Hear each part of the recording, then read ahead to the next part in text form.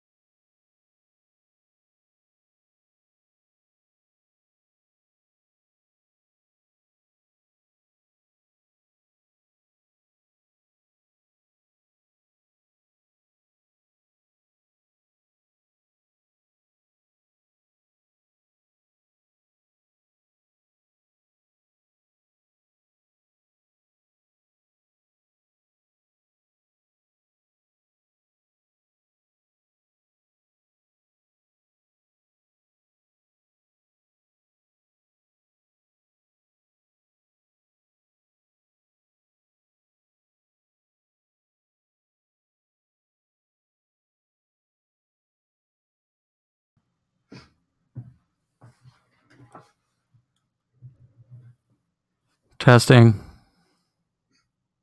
You do actually look paler at this angle. Testing.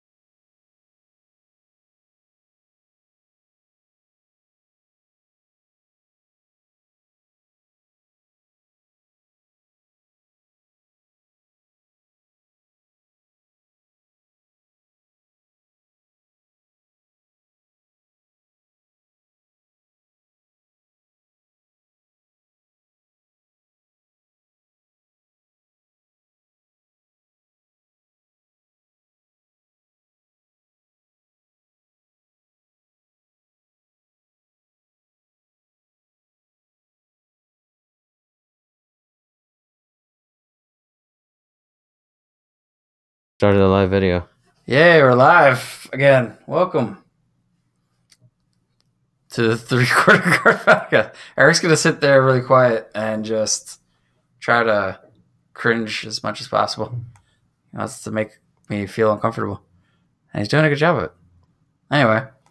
Yeah, if you guys are here on Instagram, it's kind of just trying to let everybody know. They go to live.3quarterguard.com. Check us out on YouTube. Stop doing that. You're freaking me out. All right, anyway. We're just going to get into things. So we're going to talk about UFC Utica. Yeah, it was a pretty good event. It was pretty good. Hello, Yeah. everyone. How's everyone doing? Happy Sunday. What is up? It's the Lord's Day. It's the what? The Lord's Day? It's the Lord's Day. I thought that was Saturday. I guess it depends on what religion you're. Ah, you're being biased. But It's terrible. Anyway, yeah. UFC Utica was, what was it, 2 nights ago, right? yes, It that on was a Friday night. Yeah. I always keep thinking it's a Saturday, and it always throws me off when it's on a Sunday or Friday. It's always a nice surprise, though. Sundays, you have, like, breakfast brunch with UFC. And then Fridays, it's like, oh, I don't need to go to a bar. I could just stay here and watch some UFC and guys hitting each other. Why do I need to get a girl's number? That was my impersonation of a UFC fan. Did you like it? That was good. Do you even train, bro? No. Okay. I don't even Do you even train UFC? I don't even train UFC. Regardless. Utica was a good card. Started off, actually, one of the major points of the evening, one of the prelim fights were pulled off the card when Jessica Aguilar and, is it Josie or Jody? I apologize if I'm saying it the wrong way. Josie and the Pussycats?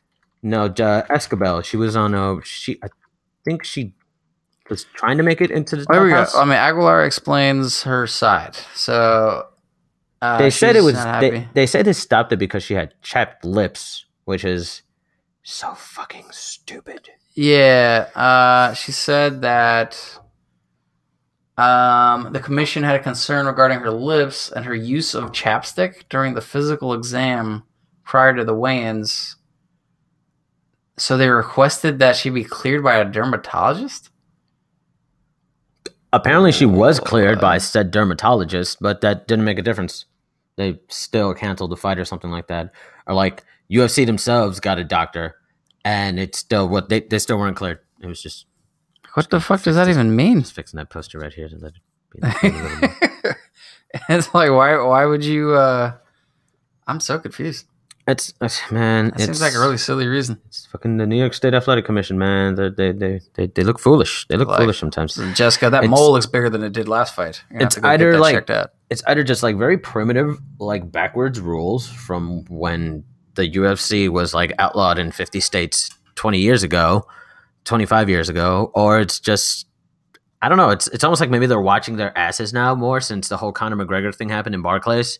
They're just kind of maybe like I don't know, trying to make sure they're I don't know, playing I by think- the numbers or some shit like that. I don't know, but New it's York's just kind of stupid. I've never, There's- that's why it's so annoying, and I've never seen a situation in any other commission where it would lead to them canceling a fight over something so mundane like that, or like breast implants. Yeah, that Things- also happened in New York. Yeah, that also happened. It was booty. I don't No, know, it was they- titty. uh-huh. Stairs. Anyway. But yeah, they need to. I don't know. They need to either update these rules. They need to update their commission, or like they need to fucking fix something because it's every time. Every time they fought in New York, something has come up, something weird, just something just out of the ordinary that doesn't usually happen, or like a question of a fight being canceled for whatever ridiculous reason, just always occurs. It's silly. Yeah. But We also had the debut of Jose Shorty Torres. that was a pretty great debut. Yeah, Some would say- yes, no, it was weird. It was a Some very would- strange fight. Some would say a lucky debut. Some would say he got lucky in the second round. If none of you guys know what we're talking about, he was going against Jared Brooks, who was also a new flyweight prospect coming in the UFC. Jared Brooks was sort of dominating. I wouldn't say dominating the first round, but he was definitely getting the better of the striking game, and he was taking down Jose Torres. I think he took him down like maybe 3 times in the first. Jose Torres, though, if you guys On his know last him- attempt, didn't Yeah. work out too well. yeah, because Jose Torres is the Titan FC flyweight and bantamweight Flyweight champion. and bantamweight, yeah. He was a flyweight and bantamweight champion. Took the fight on 10 days, 5 days notice, something like that. I don't think it was not sure, was it? I'm pretty sure it was like I thought less it than was 2 short weeks notice. notice. Oh, It was- actually, it was I think like we reported on it. it was if I'm yeah, not but it was a mistaken. week or 2 weeks, something like that. It was last week. I definitely remember us putting the news up last week.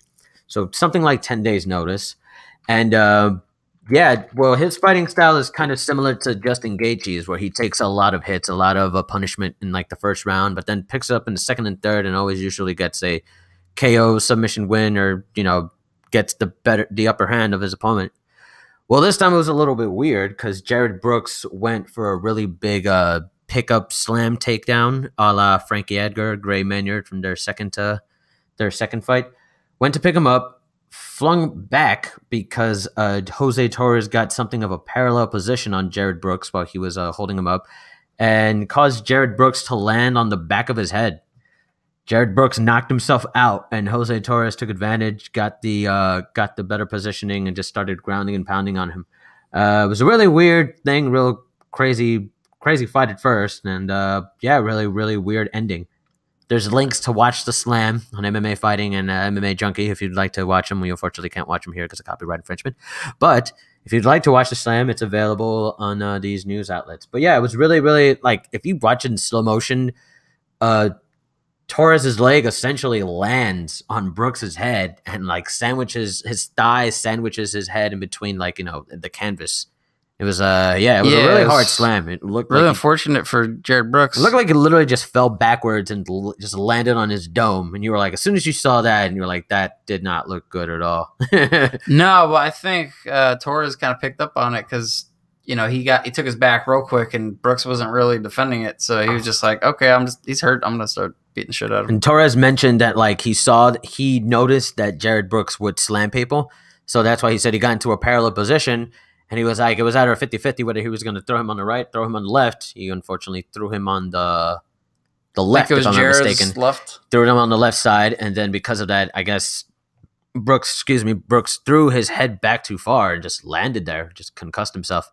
But it was like I said, it was a really wily fight. And Jared Brooks, he actually put on a really good showing in the first round. I'm actually really interested to see what he brings to the flyweight division. But yeah, after the cobwebs have were cleaned out, Jared Brooks responded in a post-interview saying Torres got lucky that he knocked himself out. And I guess he's not wrong, but yeah, I mean, at the same time, it's like you did that to yourself. Yeah, exactly. You could also say that it was definitely Brooks' fault, but it's a short notice fight. I give props to Torres. Torres still, looking forward to seeing what he's got. Like I said, Torres was getting, he was taking the worst of the strikings in the first round, but he was still composing himself. He was getting the takedowns done on him, but he didn't look like he was ever in a horrible position at any point. He never looked like he was giving up. Usually at the end of a first or second round, if somebody takes you down with the striking and the takedowns, it'll definitely cause a fighter to not want to continue on. But no, Torres still looked really good. What's his nickname again? Jose Shorty Torres. Yeah, but definitely like a new prospect. I would say 2 new prospects in the flyweight division to look out for. Jared Brooks, unfortunately lost by knocking himself out. Horrible. And Jose Torres. They're both new guys in the flyweight division. Honestly, anybody in the flyweight division is definitely worth looking at. But these 2 guys definitely put in some work, and I think it's an exciting time.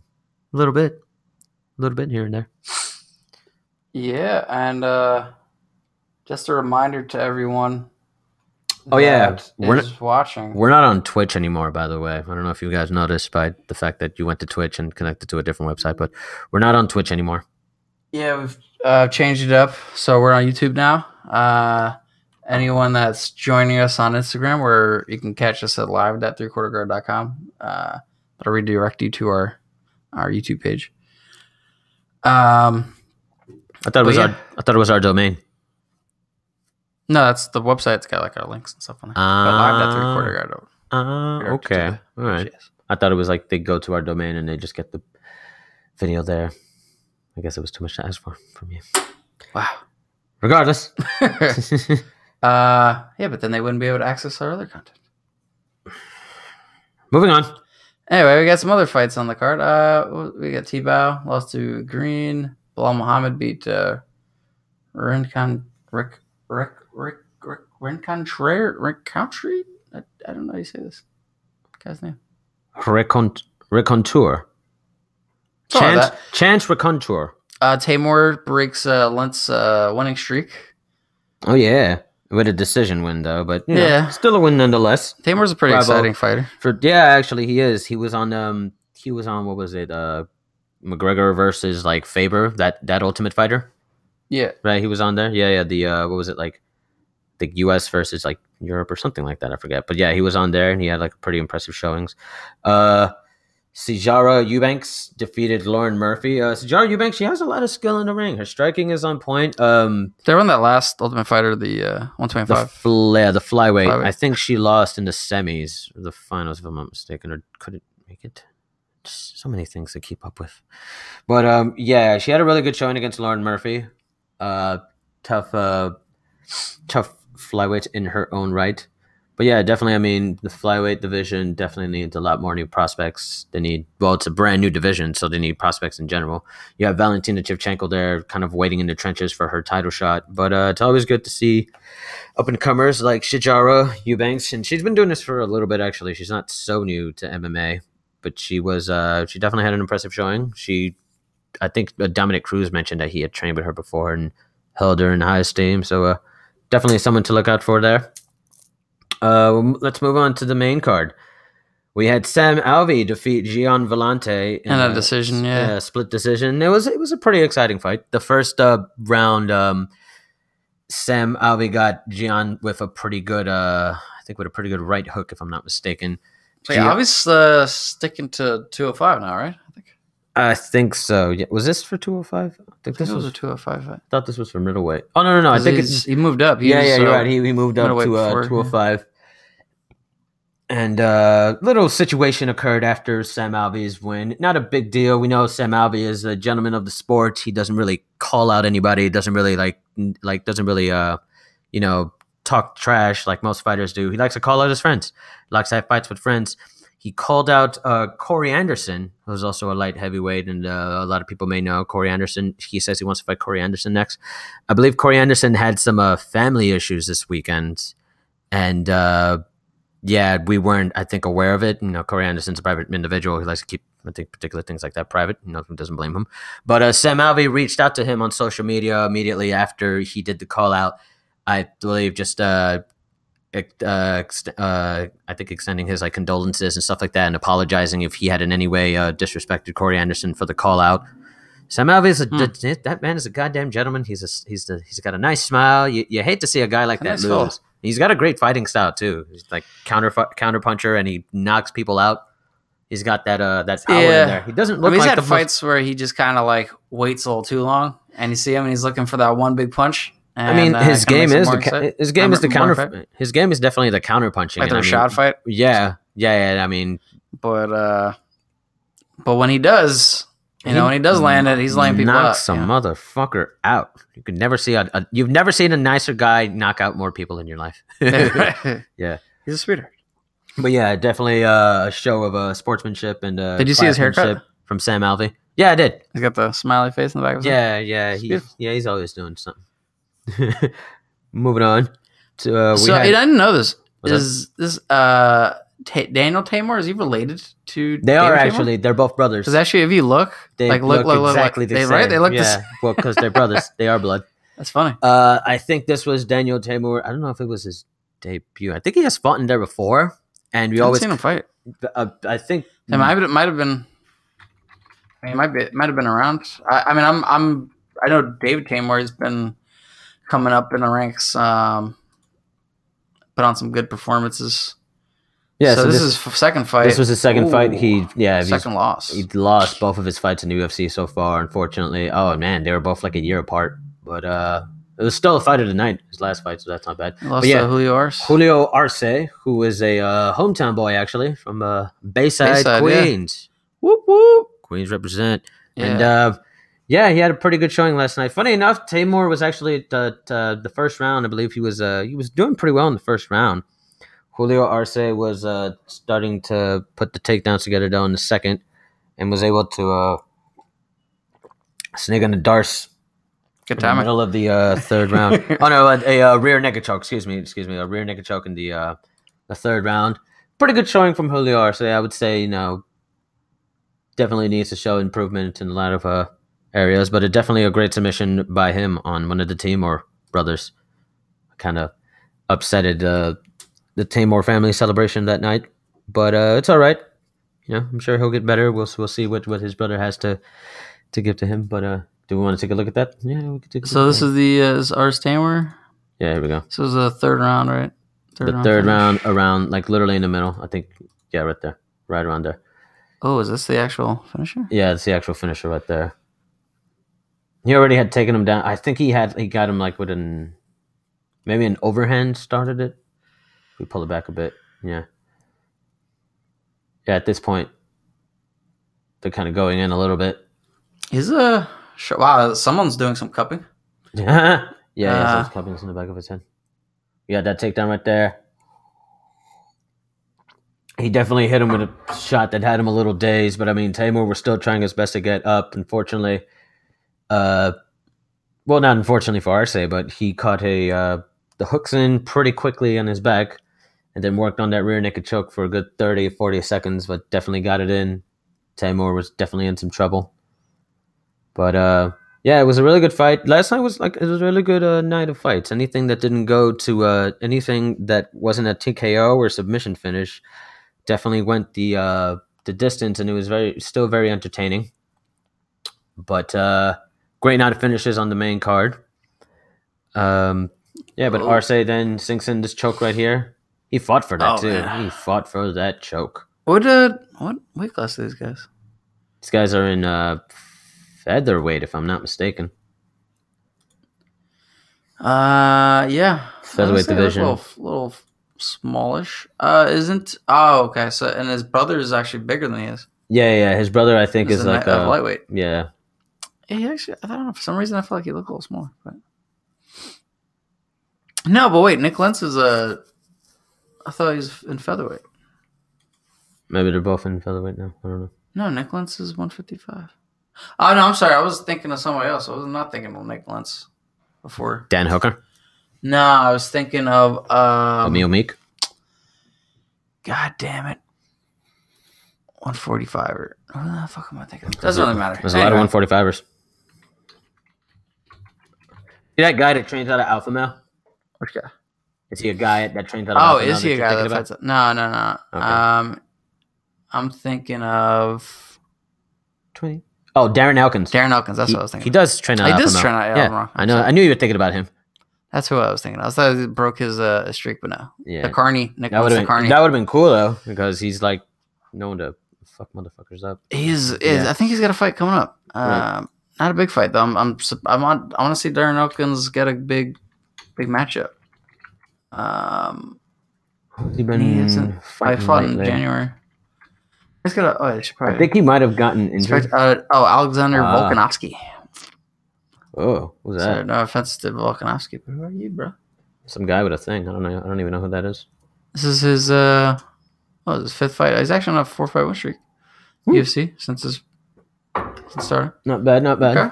Always good to see top prospects fight each other. Usually you get a knockout win or a pretty good fight of the night. But yeah. All right, so back to Ellenberger. Ellenberger's like that. Ellenberger. It's real unfortunate to see like somebody who was a top contender in a particular division.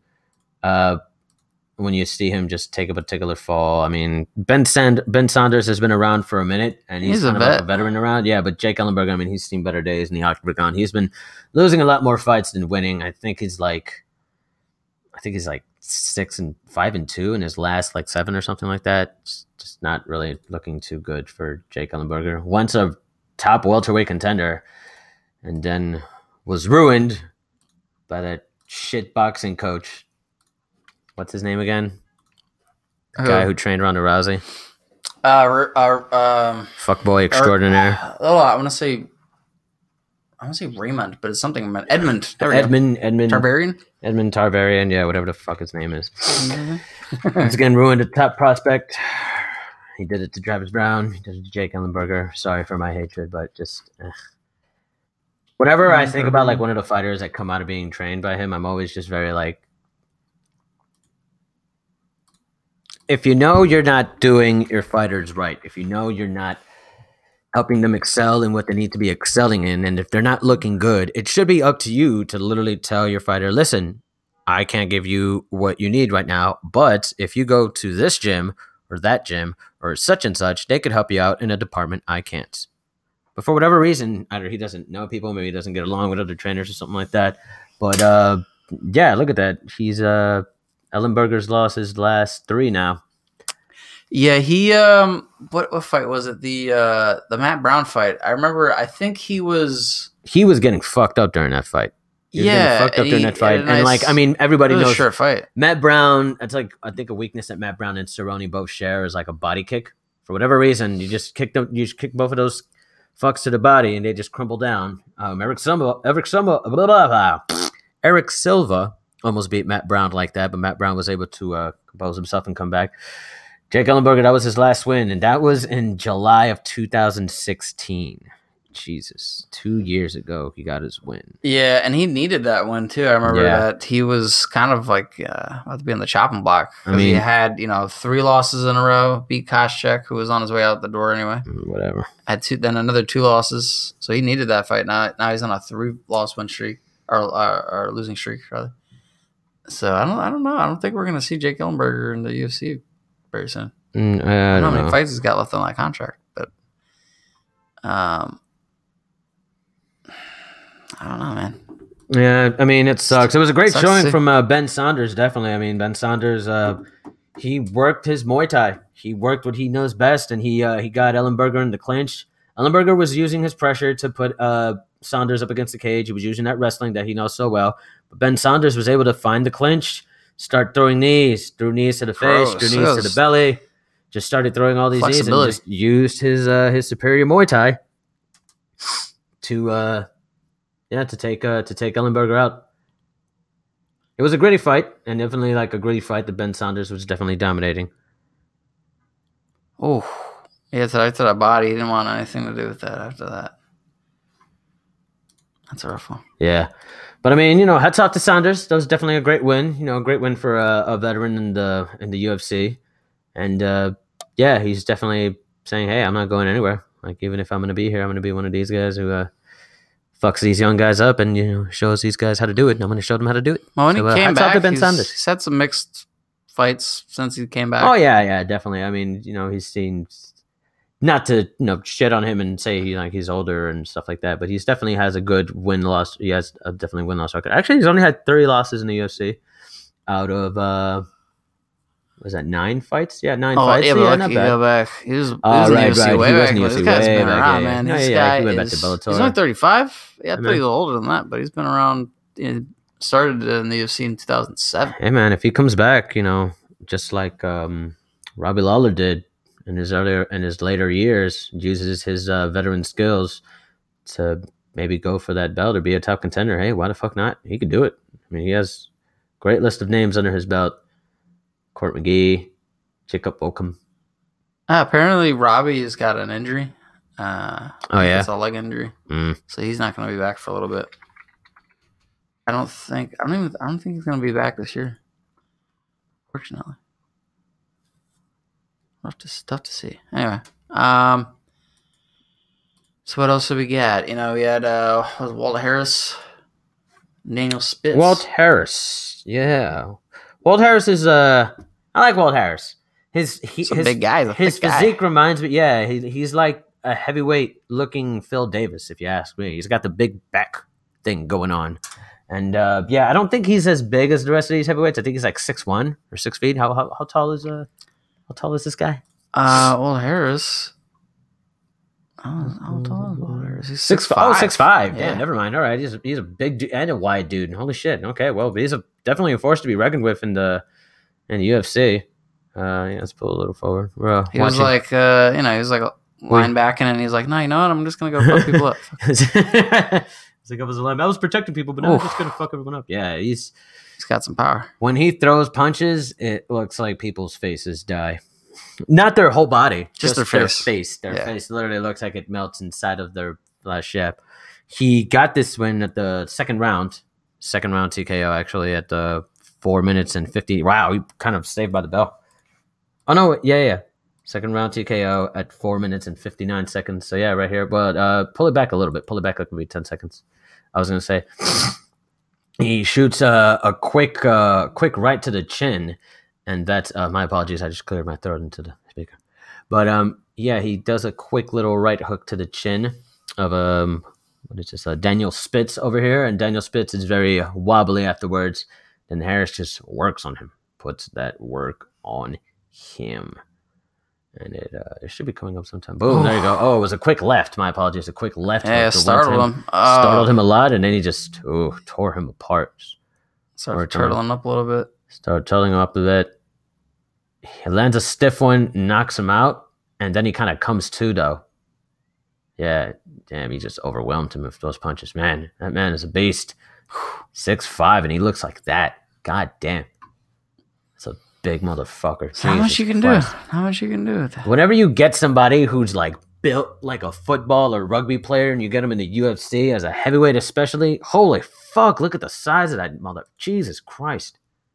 He can do some damage. That's the kind of guy, that's like the kind of physique like a Francis Ngannou or like Alexei Olenek even. Those big, wide motherfuckers who just like can pound on a dude. Man, those are the kind of heavyweights that'll give somebody like Brock Lesnar problems. Yeah, they'll pound you. That'll definitely give Stipe some problems. I mean, they will pound away. Not to shit on the greatest heavyweight champion the UFC has ever seen, but yeah, definitely. Let's move on to the next fight. Gregor Gillespie, another local boy. I think he's from upstate New York, if I'm not mistaken. Upstate or Long Island, I forget. And he's fighting fought Vince from Hell Pichel. And yeah, pretty. Gregor Gillespie, Long Island. Long Island, there you go. And he's from Rochester, fights out of Long Island. From Rochester, fights out of Long Island. Yeah, nice local boy. Longo Weidman. Repping the States very well. But yeah, I really liked his style of fighting, that Gregor Gillespie. He puts the pressure on. He it's crazy because the whole time I'm like, this guy's either going for like an arm triangle or like a Darce choke or something like that, because like it was very evident from the very first round that he was trying to get a choke on Vince Pichel. Is that Weidman that was on the yeah Weidman is back there showing his support. I believe he transferred him if I'm not mistaken, but yeah, he was just relentless throughout the 2 rounds that he was fighting him in, and just kept going for that choke, kept going in. He said persistence is his mark. He is very persistent with his takedowns. He's very persistent with what he does. He puts that work in, and man, this guy was like sweating it up, and like even during his post-fight interview, all that work he put in, he wasn't even breathing hard. So definitely someone to look out for. Gregor Gillespie puts on a great performance in the co-main event of the evening. I blame Pichel for rocking that porn stash. I'm sorry. I think that was his downfall. Nothing wrong with a porn mustache every now and then.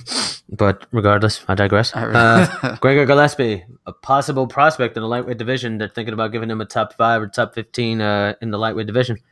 Yeah, lightweight division's a pull of sharks. Motherfuckers will get fucked up. And that bantamweight division had a maybe number 1 contender or fight for the number 1 contender fight. Maybe Dominic comes back. After a rough start in the UFC, Marlon Moraes comes out with 2 first-round finishes. Not only in the first round, but the first minute of the first round against Aljamain Sterling a while back, and 2 nights ago, Jimmy Rivera, who's been on a 20-fight winning streak. Holy fuck, Marlon Moraes knocking on the bantamweight top contender door. And he's finally arrived. Knocking it out with a fucking switch kick. A switch kick to the dome at 35 seconds. Yeah, we've been hearing things about Marlon Moraes coming from, was it from One? I think he came from One? Or was it a World Series? World Series of Fighting. I think he fights with Frankie Edgar and trains out of New Jersey with Edson Barboza, Frankie Edgar. I mean, fuck, if you're going to follow in the footsteps of anybody, it's going to be those 2 guys. He's definitely got the striking that Edson puts out there with the high kicks and that fucking switch kick. He's got a good wrestling base. He's got a great wrestling base too. He's one of those very, very dangerous fighters that has like particular basis in striking and in grappling that's scary for anybody. I mean, not to say that jiu-jitsu isn't amazing. Jiu-jitsu isn't a great freaking sport, but when you have that wrestling, down, especially you have somebody like Frankie Edgar in your corner with the wrestling, you're definitely going to be a problem on the mat. And I'm pretty sure he's a black belt in Brazilian jiu-jitsu as well. So he's got that, and he's got the striking going. A very, very he's got the leg kicks. Yeah, man. He's becomes the Edson Barboza of the bantamweight. It's a very exciting time for the bantamweight division, especially with Marlon Moraes now in this 35-second win. His second first round, first minute of the fight win in the UFC. Holy shit. And he's making some noise. Excited to see. I don't know. Is he... especially when you come in as champion, he wants that title shot. Oh, TJ and Cody are running it back in Los Angeles in August? I think July or August. So they're so that's already booked. But you know what happens next? Does he wait? I mean, you got the former champ Dominic Cruz. Is kind of in the wings, but he's injured. Dominic Cruz says he will be back before the end of the year. And I mean, if Dillashaw wins this fight with Cody Garbrandt, then they have to put him against Dominic Cruz. Dominic Cruz is coming off of a win against I forget who. Well, he beat Dillashaw for the belt. He lost to Garbrandt, but then that was he had a close fight. Yeah, but then he had a fight after lost that. Did he go against the Sun Tzu? I think he went against the Sun Tzu. No, that's his last fight. Against Garbrandt? Yeah. You sure? Yeah. Oh, you're right. It is. Oh, yeah. He's coming off that one loss. I mean, that was his first loss in how many years after that win streak? But yeah, I think he wants a warm-up fight anyway. So, I mean, they might put him up against Moraes. That'd be a good number one contender. That would be a very, very tall number to take down for Moraes. So, holy shit, to take down the once dominant dominator. He was actually supposed Dominic to fight Cruz. That was a whole lot of dominoes right there. Huh? He's actually supposed to fight Jimmy Rivera on their New Year's Eve card, but he broke his arm. So it's funny that Marlon Moraes was the one that took down Rivera. I'll be honest though, like Rivera didn't really. I mean, that does happen a lot. That does happen a lot. It happened to Aldo with McGregor, and now it happened to Rivera. He gets knocked out in the first minute of the round, which could honestly happen to anybody. That could really happen to anybody. That was like not to take anything away from Marlon Moraes, but that was definitely like best case scenario for him was take Jimmy Rivera down before he even got hot or got ready for like the fight or anything like that. Took him out with a quick hit over the head, hit him right in the temple. I mean, if you hit anybody in that spot of your head, like right above the ear, that's going to knock out anyone's equilibrium. But then after that, I mean, Moraes put down that ground and pound and knocked Jimmy Rivera out clean. But I feel like if we get Rivera versus Cruz, that wouldn't be a bad fight either for Cruz as a comeback. And yeah, I think both of them, since like I said, Jimmy Rivera had his 20-fight win streak and Dominic Cruz had his championship win streak for so long, that would be a very interesting fight. They're both coming off of one losses after having such long winning streaks. Did I say Dominic Cruz against Jimmy Rivera? I mean, they're both coming off of one. I think it makes sense to put him against Marlon Moraes if the timing is right. But I'm saying, like, if for whatever reason Moraes gets injured or Moraes maybe wants to wait, or maybe they put someone else against Moraes. I mean, it makes sense. The fight was supposed to happen. They're both coming off losses. But I think Dominic Cruz is, I don't know, he's some feeling that, like he's the champion for so long and he should get it back. He could get a rematch with either person. I mean, he beat Dillashaw. If Dillashaw wins, then they should run that back, Dillashaw versus Cruz immediately. And if Cody Garbrandt wins, then hey, let's see what happens when friggin' Dominic Cruz doesn't have that what was it, that thing going on in his feet? Oh, the plantar fasciitis. Plantar fasciitis, yeah, that's a fucked up thing to have. Yeah, it's hard to even stand on your feet. I mean, it's crazy because if it was going to happen to anybody, it's unfortunate, but it would happen to him because, I mean, for 3 years, he wasn't training the way he did. And his style of fighting is really taxing on your legs, taxing on the bottom of your feet. He's like constantly moving around, constantly shifting and stuff like that. That's Dominic Cruz's bread and butter. You come back and start that style up again after 3 years of not doing shit. I mean, it's crazy that developed on him, and it's such bad luck. But I mean, it was gonna happen, unfortunately, especially for like his fighting style. And he's definitely getting older. Hopefully, he has it under control now, and it'll be better because there was a big change in the movement he had against TJ Dillashaw and the movement he has against Cody Garbrandt. Cody Garbrandt's fast, but it just Dominic Cruz looks so slow. And he looks so different. If you run back both of those fights side to side and you see Cruz's movement, it's very, very labored in the Cody Garbrandt fight, even from the first round. Well, Cody's pretty fast too. You know. You No, gotta no, give him his absolutely, props on yeah. that. No, well, yeah. Like I said, Cody Garbrandt's really fast, but I don't think Cody Garbrandt is so fast that he makes Dominic Cruz look that slow. There was definitely like because of the plaster fasciitis, however you pronounce that, plastic fasciitis. Yes, exactly. You got it. There you go. That thing. Because of that, I still don't think that I still don't think that like Cody made Dominic Cruz look but that slow. So I mean, now we'll see how Dominic Cruz comes back, if he's back in full form, if he's got his legs under control, because it's been unfortunate for him in the past couple of years how many injuries and how much crap has been going on to him. Luckily, this time it's only an arm injury. Not saying only an arm injury. Not to say that those aren't something that takes a while to come back from. But yeah, luckily this time it's not his legs again. Yeah, but I mean, he just seems to be really injury prone, so this is a problem. And for the UFC, they might see that and say, hey, we don't want to put you in a main card slot or main event slot because we don't know if you're going to get injured again. Yeah, and that's sucks. a dilemma. But yeah, either way, I think probably either one of these guys, if he comes back before the end of the year, these guys are fighting in I guess I want to say August, but I think it's August. If it's not August, it's September. Definitely. I think it's like 2027. it's at the No, Staples they're Center. fighting at I'll say it's either July or August because it's 27, yeah. 227. So that is August 4th. Okay, at the August beginning of August. 4th. Yeah. So yeah, you're getting towards the tail end of the year there. Words. So Damn, that's a pretty. They need to pick that card up.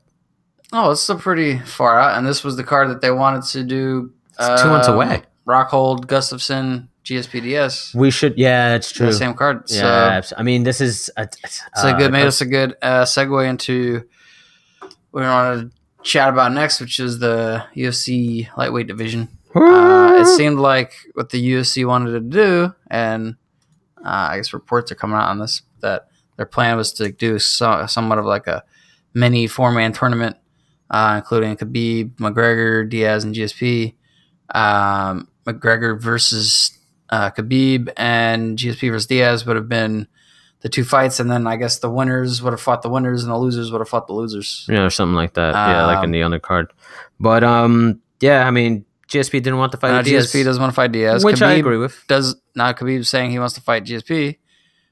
Maybe hearing about heard that GSP doesn't want to fight Diaz, and GSP wants fight for legacy and fight for this. So he's like kind of trying to jump at that money fight, and that's a pretty common theme nowadays. Well, Anyway. could GSP's athletic prowess beat Khabib's bear-like wrestling I from would say Dagestan? I always thought that GSP had the best MMA wrestling of all time. Period. Uh, Absolutely. I mean, it's arguable next to Khabib and Ben Askren. And also, I mean, well, if you're talking about like those particular like divisions, like around that weight class, now that's arguable that like Ben Askren, well, he retired, but he was in the picture for a little bit. doesn't look like they're gonna do that. And fight Khabib ever. definitely, I mean, I know I say this all the time. I don't care how often I say it. He takes down Daniel Cormier at, AKA often. So if you're taking down the light heavyweight champion, possibly the future heavyweight / light heavyweight champion at will in training, then I'm pretty sure you could take down anybody in the world. I mean, but let's see, because the problem there is you have a really good wrestler GSP. If GSP were to be able to nullify the his takedowns, then I think he's fucked, because GSP's got a lot more weapons than Khabib does. Khabib, you saw him against Ian Quinta, and his stand up didn't look all that great. It was It could have been sufficient. It wasn't like amazing, but we also then again we haven't really seen him in a like real good big war against anybody. It could have been Khabib, like maybe taking the striking easy just because he wanted to win that belt, and he knew He did look like he was fucking around with him a little bit. No, yeah, that's true. But he knows Iaquinta's boxing pedigree. Iaquinta's a really smart technical boxer. So I'm sure the last thing he wanted to do was get rocked with like a 1-2 to the chin that would have like knocked him like pretty funny. I mean, it happened with Michael Johnson, and Michael Johnson, his boxing is great, but I would say Iaquinta's a little bit more sharper, a little bit more technical. So he probably saw what he did in that fight. He got hit by Michael Johnson. He was thinking like, I don't need to get hit like that again, because knock me the fuck down, then I'm going to lose the belt when it matters the most. Can't be doing that. And I mean, For all we know, maybe he believed in the old Long Island curse of I don't taking know. people down. So- Matt Serra and like Chris Weidman, his like fellow people at the gym, both took down two of the greatest of all time. Maybe he was able to take down Khabib in some sort of weird. Ooh. He's not taking that Khabib. I know, that's for sure. Anyway. But yeah, I don't know. I think it's gonna be it would be a matter of whether or not GSP can kind of nullify the wrestling. I think GSP wins that if he's able to do that.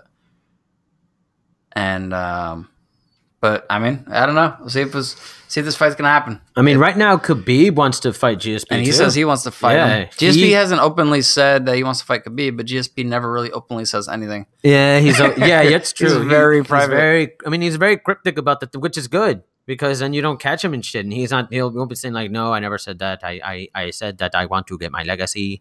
So, He's not gonna. Yes, I don't want to get money. He never likes to talk about anything before it actually happens. Yeah, I mean that's okay. smart. That's good. Keep your shit private. But it's Keep also motherfuckers- not good for selling stuff. It's George St. Pierre. At this point, he can be as cryptic as he wants to be, and I'll fucking buy his pay per view. GSP's fighting Take my tomorrow. money. GSP's fighting a chicken tomorrow on pay per view. I want to see that. Well, I would especially want to see that. That'd be very interesting. That'd be pretty crazy. Imagine GSP catching a chicken in less than 10 seconds. That's ridiculous. That's worth my money. I Shut thought up he was and take fighting it. the chicken. I thought it was going to be like a Family Guy episode or something. No, GSP versus a guy in a chicken suit. That'd be pretty awesome. that'd be a slaughter. It's still a guy in a chicken suit. This was my idea. You heard it here. So The chicken suit doesn't give him power. If you're watching, I want my cut. But I mean, holy shit. Yeah, at that point, I mean, and it's funny too The because odd man out here, I think, is Diaz. he hasn't fought in a while. He hasn't fought in a while. Hasn't His fought last in a fight while. was a loss. The only fight people really care about is him versus McGregor, and I mean, I don't really. If that doesn't happen again, whatever. The longer we wait, the less I want to see it. To be honest, I feel I like really just don't even care anymore. I feel like McGregor right now. Let's say, McGregor's fallen into that same trap too. Hasn't fought in so long. It's like, when the fuck is this guy gonna fight again? well, right now GSP is honestly looking either way. He's looking at a big money fight because I don't think they're gonna do Khabib versus GSP immediately because GSP still has his his stomach problems going on, and he's smart. Yeah, but too. he said that he would be good in a couple months. So I think GSP you don't know could about fight that. by the end of the year. You don't know about that. No, though. but like I it's said, not he's, it's not certain. But I'm saying he's a there's man who chance. keeps things very cryptic, and because of that, you could never know what GSP means. I feel like we're gonna see what happens when McGregor talks with Dana White. If McGregor could get a fight in before the end of the year, best believe we're gonna see McGregor versus Khabib before we see GSP versus anybody. And whoever would win that would go against GSP afterwards. Or Ferguson. He should fight Ferguson. Yeah, Ferguson has been hasn't really been in the picture here. But Ferguson was never really a draw. He's a really skilled fighter, but it was never really I want to see him a fight. draw. I And love think- watching. No, I know, but I'm saying it for the casual fan. They don't know Tony Ferguson. They don't care about Tony Ferguson. He's kind of he when he talks, it doesn't help. I kind of think it would be interesting though if they kind of just embraced his weirdness and just kind of sold that and were like, this fucking weirdo is fighting. He has a particular check him out. character about him. I'm not crazy about certain things he says. I think they're funny. Certain things he tries to say maybe to intimidate people. I think are hilarious. I think he's a good draw. I think he has a good character and stuff like that. Like I said, he's different. He's not like Conor at all. He's not like all these other guys. He's very much about and I know he wouldn't say it because he's like, I'm not about anything. I'm all about me. He's very much a YOLO kind of guy. Not a YOLO guy. Like I don't care guy. IDC. A lot of IDC. IDGAF. Yeah, a lot of IDG. Yeah, that's good. Good IDGAF. Yeah, a lot of that there going on. And some people love that shit. But like I said, his character's kind of weird. For me, it sometimes seems forced, but for him it might just be who it is. We don't know enough about Tony Ferguson to say what kind of character he is, I guess. But I want to see. I want to see what he's saying now, especially after this whole mini 4-man, tournament thing came to light. He wasn't even mentioned in it. They put Nate Diaz in that shit. I would love to see Tony Ferguson go against GSP. That'd be if you see the former interim champ who never should have gotten his belt taken away against GSP. That's still a pretty big draw. And then you have Tony Ferguson talking the shit that he talks in his own way of talking shit towards GSP, who doesn't ever talk shit. I think it makes for an interesting, an interesting media luncheon. Yeah, I don't know. I think they're gonna push Tony out. They don't want him fighting. So Tony's gonna come back, and honestly, he's going to have to fight someone else. I don't know who he's gonna fight. He's gonna fight someone outside of the top 2 or 3, which really sucks.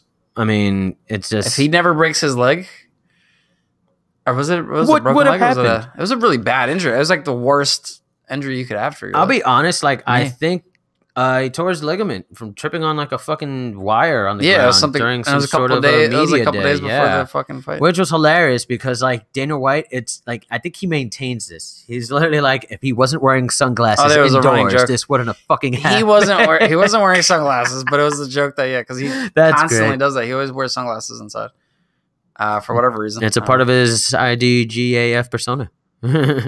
I guess he's it's the boogeyman. He doesn't want people seeing this. There you go. It's for their own safety. Yeah. Kind of guy. But no, I hope he comes back soon. I hope he comes back soon because he deserves these money fights. He deserves to be on the top right now. Right now, the lightweight division, they're talking about the wrong 4 people. Nate Diaz isn't talking about coming back. Yeah, but Nick's looking at domestic battery charges right now. Like, I don't know. well, Like, they're just looking at money. They don't care. They're looking for the money.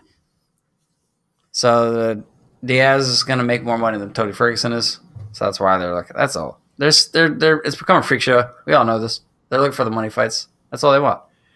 They're trying to get that $4 million back. $4 billion. I'm honestly another thing when I'm talking about Conor.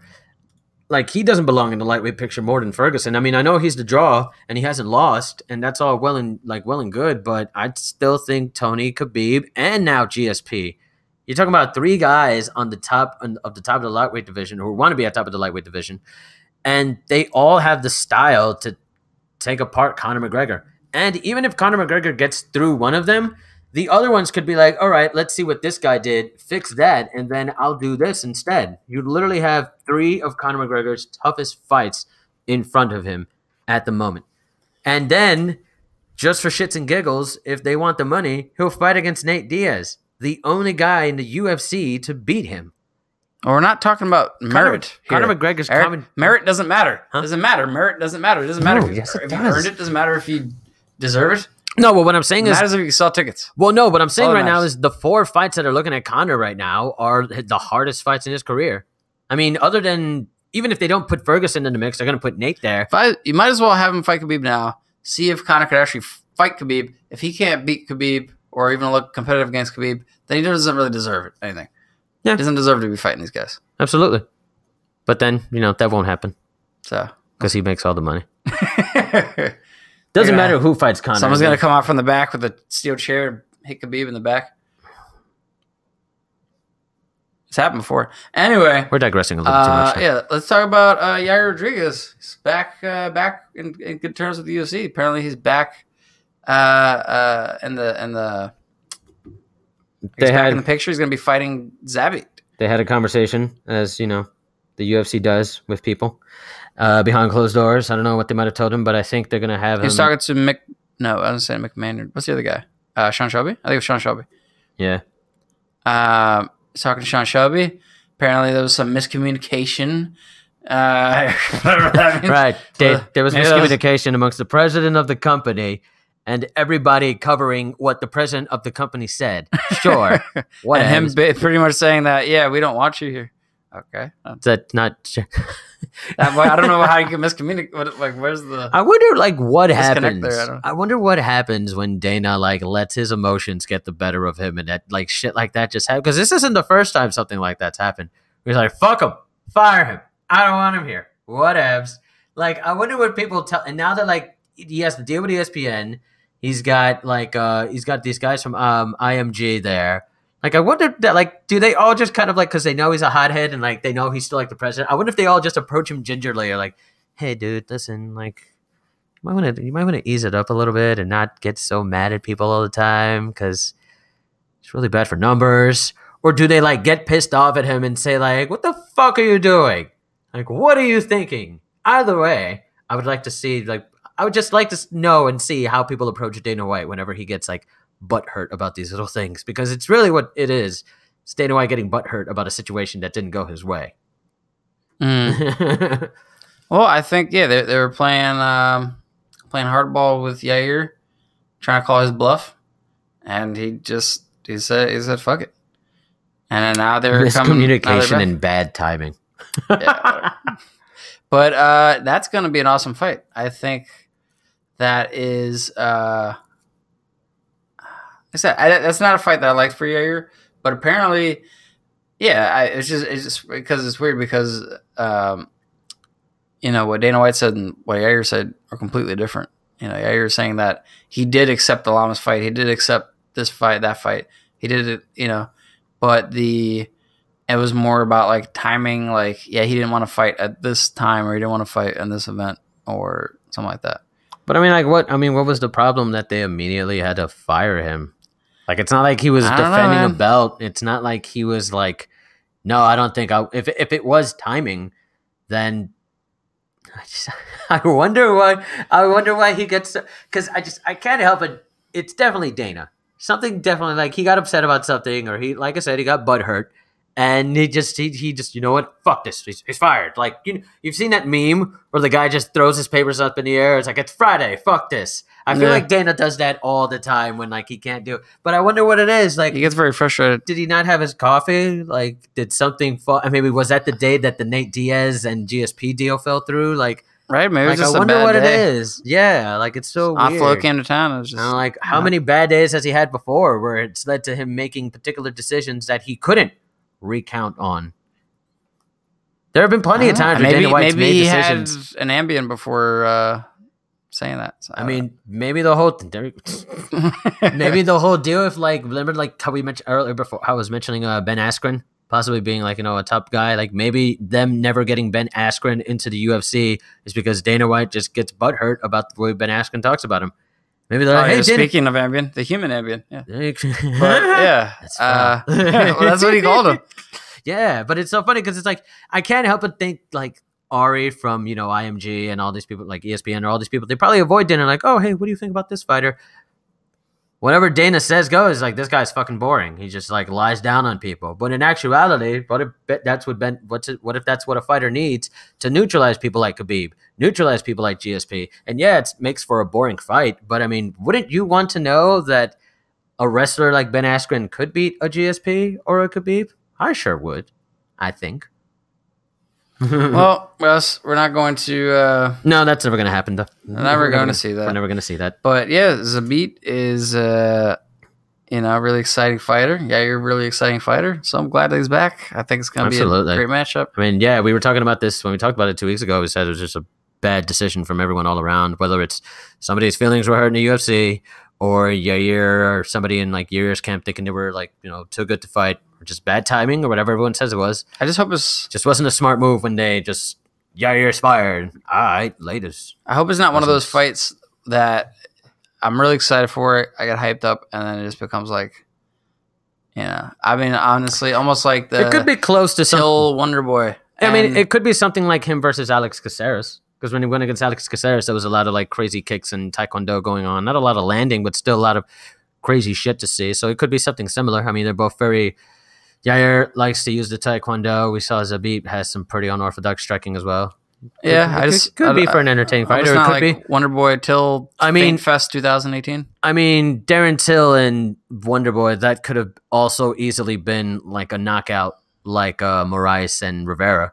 That could have been like a switch kick knockout or like a spinning back kick knockout from, like, Wonder Boy. It wasn't. I'm saying, it was unfortunate, I was but far from that. It was still a very, like, I mean, in terms of technical striking, it still was there. And it was just a little too technical. I mean, like I said, people have mentioned it before. When you have two athletes who have such, not similar styles, but, well, I guess you could say, like, striking is so, like, unorthodox and they're both, like, same height, reach advantage kind of thing. They canceled each other out. They respected each other a little too much. They canceled each. I don't think Till respected him that much. I think they did. I mean, he did, but Till is still a young fighter who talks shit and still is hungry. He just saw what Wonder Boy presented to him. So much feinting, and that's and a lot of people feel like Till got the nod because of his hometown or because he was, that's true. taking. He had octagon control. He was the aggressor. They were both kind of throwing around the same or I feel it wasn't a lot. It wasn't doing. This very wasn't much. the coming out party that Darren Till wanted. It definitely No, wasn't it was that. weird. It was a really weird fight, and I think John McCarthy was even saying, like you can't give the fight to someone just based on octagon control, or not really octagon, but based on like aggression. Like if you're not doing anything with it, then it's. I mean, what else did they have? There wasn't not a lot to go. Like I said, for sure. what else did they have to really base it on? I mean, So all there was like aggression. There was a lot of feinting, a lot of aggression. But I mean, Wonder Boy wants to run that back. I think Till said that he would. He would. You know. I think it makes sense. I think it makes sense to do it. Although this is just becoming a really bad trend for Wonder Boy, where he's having these like kind of subpar fights, and then well, I mean, it's like not taking anything away from like his striking, of course, and like his pedigree in kickboxing and all that stuff. But yeah, I mean, his last 3 fights have been a little boring. Like I said, in the MMA, you're only as good as your last fight, and his last fight, that's like 3 fights have been kind of subpar. So yeah, I mean, we have to see him in, I mean, some sort of. I mean, who can he go except for the against? Masvidal fight, that was good. Yeah, that's true. It's weird. It's like when he fights, when he can't find the opening because he's a counter striker. You can put him up against Ben Saunders. No, he's just not. got a pretty good win. Ben Saunders is not like there yet. No, but I mean, Thompson has gotten 3 losses so far against top contenders. I mean, yeah, but they're not going to put him 2-1. I mean, still number 1. Yeah, they're going to change. I don't know. They'll change that though. The rankings are going to change it. Yeah, but I think it's weird because Wonder Boy, especially because he's such a counter striker, I think that when he can't find the opening, he's unwilling to take risks, and he just kind of does nothing. So like same thing happened against Tyron Woodley, and he's fighting Till, who's a really good kickboxer, who is not giving him like a lot to work with, I guess. Whereas someone who's maybe like a little less experienced in kickboxing and he's able to find these openings and capitalize on them. Yeah. So like we said, so I think he's got to be willing, especially now he's later in his career, is really kind of do or die. I think he needs to take some risks, really. Yeah. We're definitely segued off of the topic, but yeah, definitely. Hopefully, Rodriguez and Zabit will be a more entertaining striking exchange. Maybe this will actually be the Street Fighter fight we all want. Yeah. Speaking of English fighters, and Darren Till, we've got Michael Bisping retired this week. Michael Bisping officially retires this week and ends. What is it? A 12-year? 12-year. Career. Yeah, I think 12 years in the UFC. Yeah, man. Been around for a minute as a future Hall of Famer. I hope so. The embodiment of will and determination and never giving up on yourself. And holy shit, I mean, it's crazy because like his personality, like it's funny because like GSP was talking about it. Like he's this guy who just talks, love and hate him. Yeah. He's just that guy who talks so much shit about everybody. Even if you mention his name, he'll be like, "Well, fuck you and fuck your mother." Like it's just great. It's the kind of thing that definitely some people don't like it, but I think MMA in general does need people like Bisping, people like Conor McGregor's, and people like Kobe Covington's. But Bisping was always a shit talker, but he always backed it up. You went into that octagon with him. He was always dangerous. His striking was always on point. I mean, he was forever evolving his game. I mean, shit, he was around in the 2000s. There's so many fighters who were around the 2000s that weren't able to keep up with these young fighters nowadays, and all these people presenting new wrestling techniques, new grappling, new striking techniques. But Bisping always stayed on top of his game. It took him 10 years, but to get that title shot. Get that title, but he got that. Well, not that to get the shot. To get the shot. That is true, yeah, because he'd lost, I think, like 3. He was always right there on the edge. I think he's lost 3 or 4 top contender fights. The first with like Rashad Evans, the next one with Dan Henderson, and then I think he lost one with Evans at light heavyweight. Did he? Yeah. Rashad Evans was like it was a long time ago. Yeah, that was Rashad Evans' fight right before Chuck Liddell. Then that was like at one point where like people thought like, oh, Rashad Evans is won at 205. Yeah. He won the Ultimate Fighter, the second Ultimate Fighter at 205. Had a pretty good stint, but then lost to Rashad Evans and went down to middleweight, and then continued the rest of his tenure at middleweight. And then he also had the fight against Chael. That fight against Chael. That was the number 1 contention. I think he won that one though, to be honest. Yeah, honestly, and so did Chael. Yeah, I think Apparently, Chael told at the him. end of the fight, they both thought that he had won that fight. But yeah, he had so many chances to get that number one contender spot. And then it came in, in like 2 weeks' notice or something like that? Yeah. 2 weeks' notice against He's Luke supposed to fight Rockhold. Weidman. Weidman got injured. One of his many middleweight rivals, next to Dan Hendo, next to, all these other people he pissed off after years. But yeah, his second fight against Luke Rockhold, after Luke Rockhold essentially dominated him in their first fight and just showed his prowess over Bisping. Bisping comes back on less than 2 weeks' notice against a very overly confident Luke Rockhold, and captured the middleweight belt in what he dubbed the easiest fight of his career. Literally said that as soon as he won the belt, looked in the camera, that was the easiest fight of my life. Ending the fight in the first fucking round. It did look Holy really shit. easy to his credit. Yeah, but he was on a tear. He had except for the Vitor fight, but a lot of knockouts and submissions. With what's that guy? Constant Philippou? Constance Philippou? Constant Philippou. There you go. Who you talking about? Constance You're talking Philippou. about Luke Rockhold. Yeah. Rockhold, Rockhold You was always had dangerous. the Barbarian Tim Boach. Rockhold had a fucking staph infection, Bisping. and he won the fucking belt from Weidman. It was ridiculous. Weidman, They were both big sick fights. men fighting in that fight, and they both put on a fucking grueling middleweight championship fight. That's right. Don't throw spinning shit if you're not confident with that spinning shit. Damn, son. I think But Weidman and Chael Sonic. Rockhold looked invincible. He looked unstoppable after that, especially capturing that middleweight title with a staph infection. He goes into the fight with Bisping. Bisping has 10 days to get ready. He already beat Bisping before. He already had him in the mental game. He knew he had him in the physical, but Bisping caught him.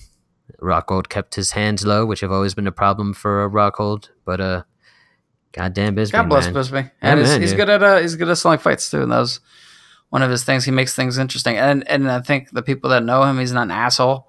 He actually, if you do talk to him backstage or something, he's. I think he has And a there's a jerky thing- way about his self. Yeah, he is No, yeah, he's a sarcastic. ball but buster. he's not. Yeah, exactly. He's a ball buster. And for a fight with GSP, I think GSP was sharing this really funny story on Joe Rogan's podcast where GSP went to the bathroom and he was at the urinal, and Michael Bisping comes in, and Michael Bisping is I guess a couple urinals down or something, and stops, and then I think they ended up getting a conversation about like a Range Rovers or something, or Land Rovers. yeah, and, I remember. Yeah, and they they're were talking- talking about he's And like, then oh, I got this somebody here. comes He's like, into mine's fucked the up. and then he, I guess, Michael Bisping One of the finishes TMZ up. cameras came into the bathroom. Actually. Yeah, and then they kicked him out. But so it was after that he was they had it was like a normal conversation. Then he sits down, he's like, all right, I'll see you out there. And he goes out there. Game face. And then He says game put him on with face. game face. And it goes He's out. like, oh, And then they get back out there and then he's talking shit. because they saw the TMZ cameras outside. And he started talking they matches. have to him. to, That's funny.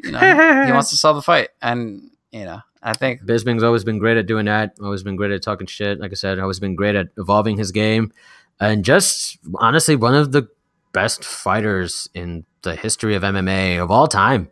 Really, you can't knock his shit. You can't knock his You can't knock his steez. You can't knock his tenure. He's honestly one of the greats. He's definitely, like you said, a future Hall of Famer, former world champion, just all around great fighter.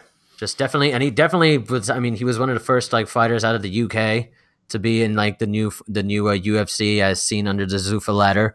Definitely opened doors for people out in Europe, and yeah, man, definitely a pioneer in the sport, no doubt about it. yeah. So we tip our hat to you, Thank Michael you, Bisping, and Michael the best to you and your future endeavors. so Michael the Count Bisping. Thank you, sir, for all you've done for MMA and I'll light a candle for you later. Redcoats. Wow. Okay. I know. Our last topic today would be to be talking about UFC 225, which is next week, 225. June 9th in Chicago. 225. 225. And yeah, we got a pretty stacked card What a show. here, stacked enough that you got Overeem, Blades, and the prelims, and you got Benavidez Pettis in the early prelims. Let's chat about this for a little bit. So it's interesting. You got for the early prelims. This is really the most stacked early prelims I've ever seen in my life. Holy fuck, yeah, it is. You got Guida Oliveira, Oh, shit. Benavidez Pettis, and Evans Smith all in the prelims. Rashad Evans, that is. Yes. You also got a featherweight bout between Mike Santiago, Santiago and Dan Dan Ige. Ige. Nice picture they got on him on the UFC website. He's looked like he's dead. I think they've already, I Was think it canceled or Santiago's something? winning. Right, like he looks like an unlocked character. It's like a spirit meter inside of like one of those RPG games. Yeah. Dun, dun, He needs some mana. dun. But Yeah, after that, you got Clay Guida and Charles Oliveira. Clay Guida, Charles Oliveira, yeah. Oliveira 145, taking right? this fight, Yeah. I believe. Or wait, this is a 155 fight. Yeah, That's a 150. Guida's Yeah, back no, up, that's a yeah. lightweight fight. Oliveira, I think their last two fights were both of their stints back to lightweight. Clay And- Guida coming back after a loss to Nate Diaz in the crowd at Combate America, or no? Combate. No, they had they got into a little scuffle. Remember we were talking about this before. Oh right, yeah. This Yeah. fight was made literally 5 days ago. Clay Guida versus Oliveira. Yeah. So that's a really, really exciting fight. Anybody who's been following the sport for a while. Bobby Green was supposed to go against Clay Guida. Yes. Bobby Green pulled out. I still don't know what happened to that, actually. I still don't know why he pulled out. But Charles Oliveira comes in on, like I said, the past 5 days, so like maybe 10 days, 12 days notice, something like that. Comes in 12 days notice to fight Clay Guida. Hats off to him. Not really saving the card, because, I mean, this is a stacked card anyway. Holy balls, is a stacked card. Yeah. After that, we have Joseph Benavidez, who's always one of the top flyweights. He's always been one of the top flyweights since the flyweight division has been in the UFC, against up-and-coming Sergio Pettis. I would call this a number one contenders fight. I would call this a number one contenders fight as well, actually. This is a very good looking fight. And it's just funny because you got him on the early prelims on Fight Pass. On Fight Pass, dude. I mean, if this was a this should Fox definitely card, this would have been on Facebook or something. this should definitely be like this should be either headlining the prelims or like the first fight of the pay-per-view. But I mean, it's a really stacked card, so I can see. I guess I could kind of see why they did it. They should still have it on the prelims, I think. But I mean, this is definitely a number one contendership for the flyweight belt. I mean, I know Henry Cejudo is putting up a good argument for another flyweight title, but I mean, so is Benavidez. Benavidez hasn't lost, and I mean, Sergio Pettis has been working his way up the ladder and getting better every single fight. So, I mean, in all reality, it's like anyone in that division, it's just kind of like anyone could say anything, because DJ's just beating the crap out of everyone. So it's just like it's just like who do I beat the crap out of next? So, this is true. it's like anyone's. He really hasn't gotta gone against Sergio claim. Pettis though. Sergio Pettis, depending on how good he is or how good he can get, he hasn't had the shot yet. Yeah, he hasn't had a shot yet. He And definitely has the he's still tools. coming off of a win. I think his last fight against Moreno. Is that the fight? Maybe. I think so. No, Cejudo. Oh, actually. that's right. He lost the decision to Cejudo. It was Moreno's before that. Okay. Yeah. But I mean, if he does win this fight, it definitely puts him back up into title talks. If he can beat Benavidez, like I said, Benavidez is always a top contender. But it's just funny because you had Benavidez had beat Cejudo and their head to head, and then Cejudo beats Sergio Pettis. It's like, all right, we got to do a little MMA math. I don't know. Yeah, But MMA math is the worst. I mean, I guess the signs are kind of pointing at. I know who none of them have beat. Benavidez. That's the greatest. It's just Of like all time, look at this- Demetrius look at Johnson. this. It's just ridiculous. You got Benavidez is a beast, man. But it's like, you got what do you got? He had 2 losses to Dominic Cruz in WC. It's just like The 2 only losses person- to Demetrius Johnson in the He UFC. literally cleans out whoever Whoever for- else, he can yeah. never beat the champ. He can't ever Yeah, beat. it's- There's it's always pretty like one guy that crazy. has his. The only person he number. hasn't fought is Pettis at this point. And I mean, right now that we have, we'll see how Torres does in the future, but we're talking about Torres. Jose Torres. Jose Torres, a new guy in from Titan FC. I mean, we'll see how he does, and we'll also see how the worst. What Jared Brooks. Yeah. We'll see how he does. Also, I mean, there's always new fighters coming in every day to the flyweight Holy division. shit! He's only 31. 31 years old, yeah. But I mean, he's Wow, flyweight DJ. though. I'm talking about DJ Flyweights is- at this point usually reach a particular peak in their early mid 30s. But look at that record. Look at that record. Who hasn't he beaten? Sergio Pettis, I guess. Yeah. But yeah, I mean, when you talk about the flyweight division, you talk about Demetrius Johnson first. That's what's crazy about it, because you always talk about how great he is, how great he's been. He's the greatest of all time. I mean, he's beaten the consecutive title defenses. He's literally like a mini GSP, and they're both, I think, in my book, GSP and Demetrius Johnson are like the perfect specimens for MMA, next to John Jones, I guess. But like, holy shit! I mean, it's true. Once you get to this point, who do you put him up against? I mean, maybe that's why they put it on the Fight Pass prelims, because they're just like, what's the point? At what point does DJ just quit? Is he just done? He's like, no, I got nobody for me. If Dillashaw wins that belt, he'll try to go for Dillashaw, I think. But until then, a fight between Dillashaw, unless it's seven figures, doesn't really interest him. Oh, is it because of the money? Yeah. Dillashaw DJ wants money, bro. DJ wants he's earned it. He wants the seven figures. Yeah, absolutely he has. Absolutely. The fucking UFC needs to put down some of their own goddamn money and start giving this man the money he deserves. He's the greatest of all time. Moving on.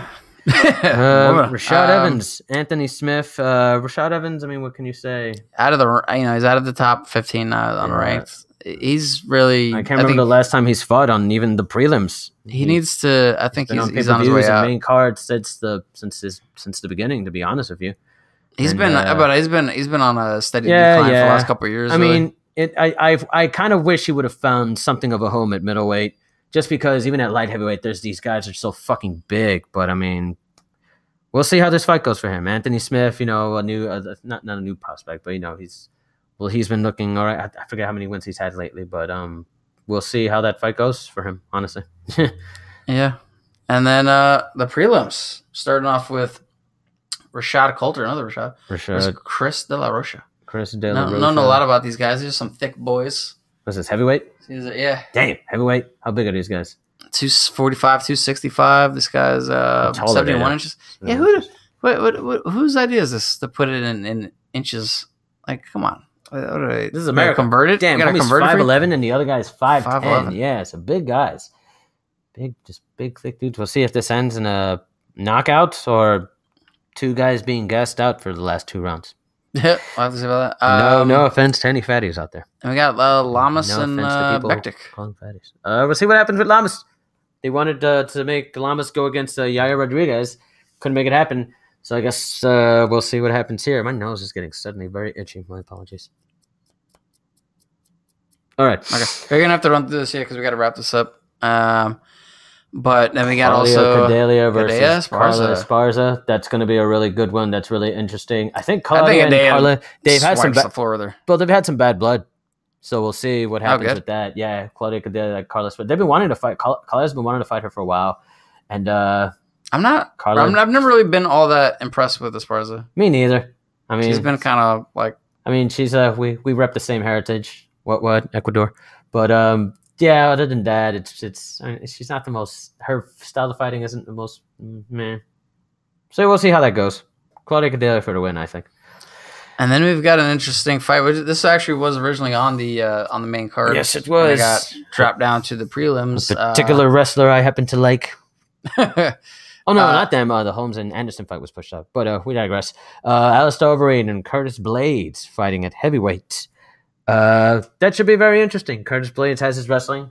But he's coming up. This is a style versus styles fight. You got Curtis Blades with his wrestling fighting Alistair Overeem's world-class striking per usual. Anybody going up against Alistair Overeem, better look out for those knees. Better look out for that kick to the face. Those fists of fury. But Curtis Blades, if he can utilize his striking, could get the job done at heavyweight. Should be fun. Maybe a knockout. Moving on now to the main card. What? Does everything all right? Yeah. Yeah, so we'll jump into the main card. We've got what's Brooks? CM Punk. What's his actual name? His name is CM Punk. What's his name? Phil Brooks. There we go. He even says it here. I know. CM Punk. It's so funny that they don't even use his real name on it. CM Punk, the greatest wrestler, the best in the world, as I like to call him. Trying his second hand in the UFC. I don't like that he's going into it with professional fighters at the UFC level, but I mean, him and Mike Jackson have the same record, 0-1 in their professional stints.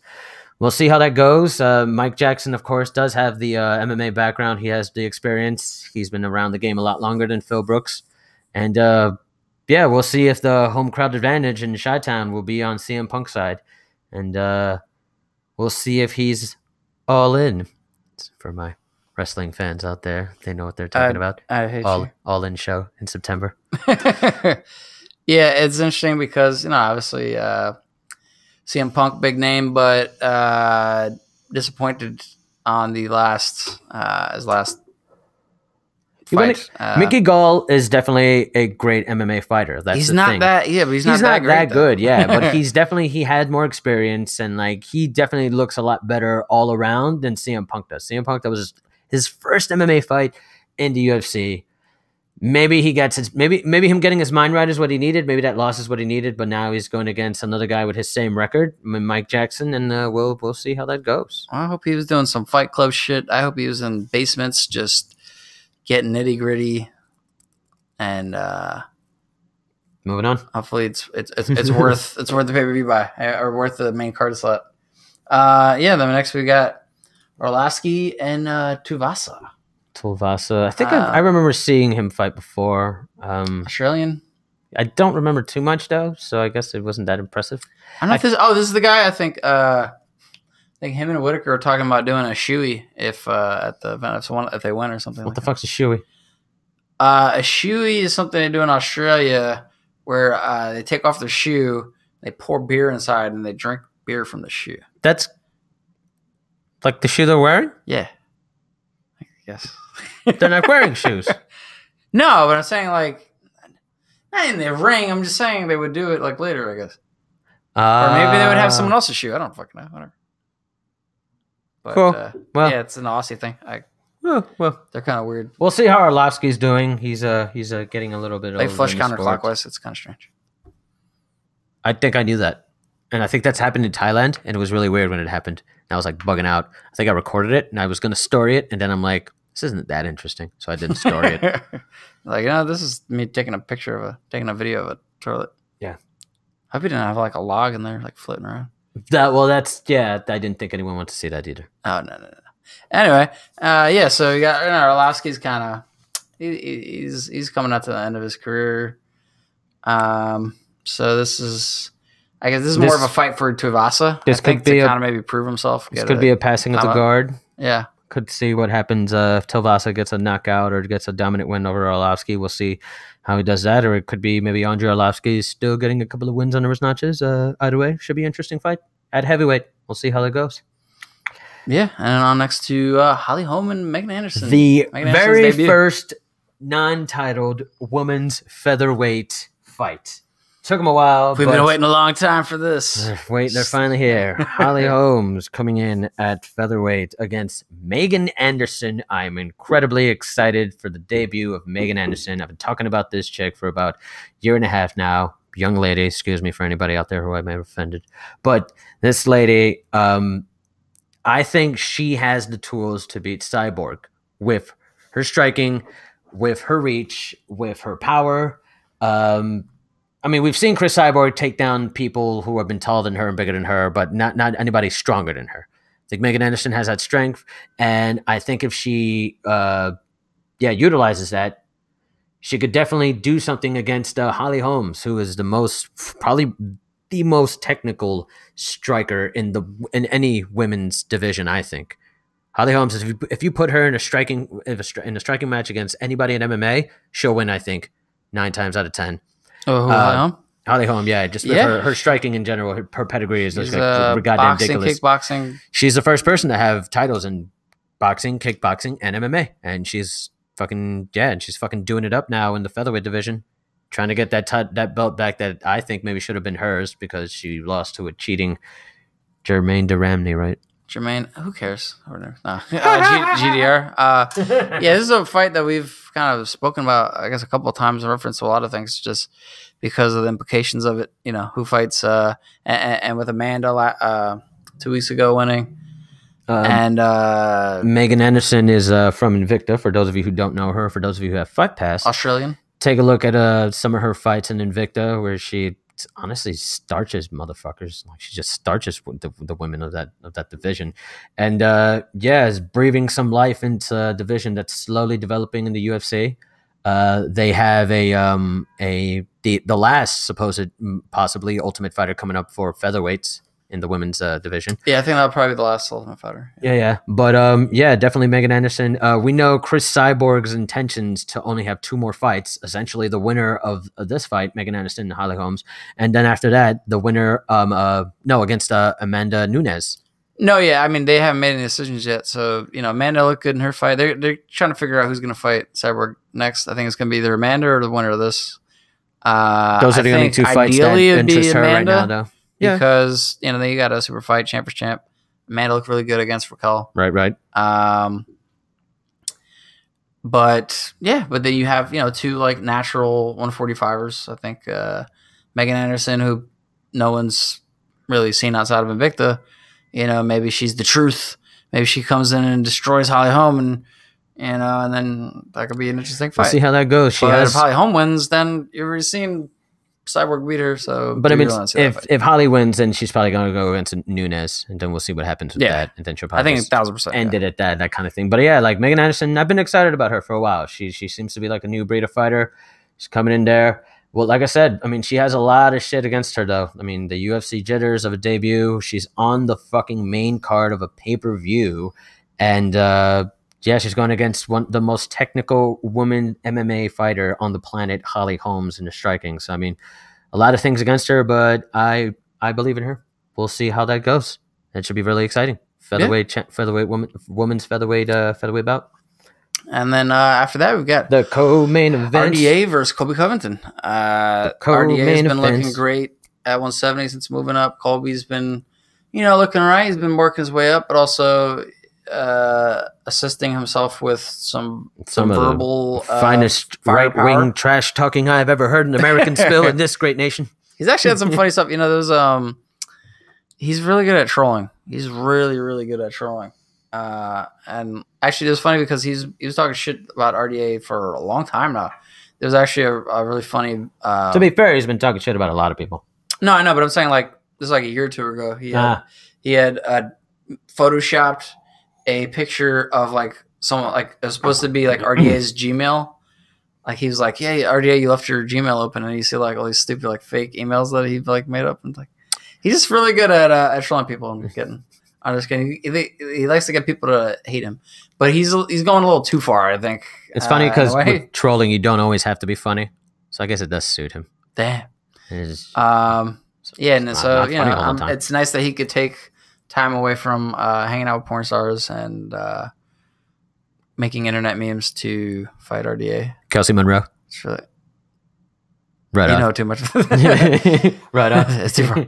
But regardless of all that, yeah, I mean, it's still they both kind of had the same kind of wrestling, like, well, I want to say pedigree, but they're both very heavy on the wrestling. Kobe's wrestling is pretty goddamn ridiculous. Yeah, that's his, but it's also that's his go-to. His ground and pound is definitely nuts. But he can ground and pound a motherfucker like crazy. And but I mean, RDA is just a much. He's not a much better worker, but like his work, like his working is just so his pressure is aggressive pressure. Yeah, definitely. And ever since he's gone up to welterweight, I mean, it was just like when Cerrone went up to welterweight, he's looked unstoppable. I mean, he took down Robbie Lawler, which is no easy feat. And I mean, yeah, we'll see how this goes. This is Colby his Darren Till. This is for the welterweight, the interim welterweight title. Whoever wins this is essentially going to go against the champion at the time, Tyron Woodley. We'll see how that goes. I think later this year, because Tyron's saying that he's already punching bags. He's already training. Apparently, yeah, he's had something of a miraculous recovery, and he could fight before the end of the year, which is crazy because a shoulder injury like the one that he had apparently could have kept him out till like the middle of next year. So we were looking at not seeing Tyrone for like next spring. Apparently, he might specimen, be. Man. You know? Hey man, yeah, he's definitely has that on his side. He's definitely the more like physically gifted specimen out of anybody in the welterweight division right now. But yeah, Colby Covington, RDA for the interim title. We'll see how that goes, and it can go either way. I think it could go either way. Fucking Colby Covington, you son of a bitch. And then we've got the fight everyone's been waiting to see.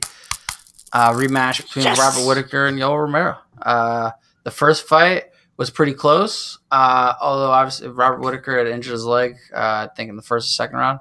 So he was fighting for most of that fight, fighting that injury off. But, Yoel Romero, you can never count him out. He's a great wrestler, powerful striker. never. There's things you can say about his cardio. He's had some issues at times, but I mean, he's an explosive fighter, so yeah, definitely. When uses a you're an lot. explosive fighter, that definitely cardio is a big issue, and you gotta. I mean, for a fighter like that, they kind of rely on like a 4th round or a 5th round, like turnaround, where like they get a second wind, and they come back and like go for like a scramble or try to go for like something explosive. For Romero, it's always worked out for him. I don't know, like then for the middleweight division, he's probably their most athletic fucking freak. He's 40 years old. yeah, Homie, I wish I could. homie's I was fucking jacked like a I mean, fucking man, 30-year-old. like dude. to He look looks like that, like he was when he was 20. It's ridiculous. He was in the Cuban wrestling team, so and he was in the Olympics, so that definitely helps out. But I mean, he's just a physical specimen. He shows it off in the octagon, and like I said, he's one of those kinds of fighters that can literally win the belt on any given day. That's how good he is. And I mean, he cheats sometimes, but let's not talk about that and tear away from it. Yeah. He is still like a physical specimen, and he's trouble for Whitaker. I mean, even though this is the second fight Bobby and Whitaker Knuckles. won the first one, it's still he can still come back, win out of nowhere. I mean, we saw that when he went against Luke Rockhold. Yeah, that was a nice little flash knockout right I there. mean, fucking Romero came out of nowhere, got the #1 contendership, and now we're gonna see what happens in this rematch. The Reaper, the champion, versus Soldier of God, Yoel Romero as the main event on UFC 225. Comes to you next not next Saturday coming up, June 9th. What time does the prelim start? Starts at 6:15 on yeah. UFC Fight Pass, the early prelims. 3:15. The Fox Sports 1 prelims start at 8 p.m. and the main card starts on pay-per-view or UFC Fight Pass if you order it through there at 10 p.m. Holy shit, what a stacked card. Gonna be a great time. And I'll be watching. You'll be watching. we'll be watching. watch. Oh yeah, we'll be watching. We're gonna have to wrap it up. It's a little bit. We always wrap it up later than we want to. It's unfortunate, but we hope you enjoy our voices. So we ramble on sometimes. And But yeah. hopefully, soothing voices help you enjoy the rest of your Sunday evening. Yeah, and we hope that you guys check out UFC 225 on Saturday, June 9th. And we'll be talking about it next week, per usual, every Sunday at 1 p.m. Three Quarter Guard comes to you live. We have now a new channel, correct? We're not on Twitch We're not anymore. on Twitch any longer. We'll be on YouTube. You can always find us wherever we are by going to live.threequarterguard.com. Follow the link there. We're on our YouTube channel. We'll have a couple of posts on our Instagram and Twitter this week about where you could find us now. Our new channels will be updating that this week. But next week we'll catch you guys on YouTube or on our domain, live.threequarterguard.com. Follow the link and you'll get to hear our voices and see our pretty faces again. Maybe we'll do some ASMR for you. What? Do some what? ASMR. It's like those videos where they're on YouTube and like usually it's like a girl and she'll have like the mic really close to her mouth and start making like sounds, like things. I don't want. It's not for me, but there's some strange people out there. It's a thing. We'll see you guys next week. Have a great Have week. Happy Sunday. Enjoy UFC 225.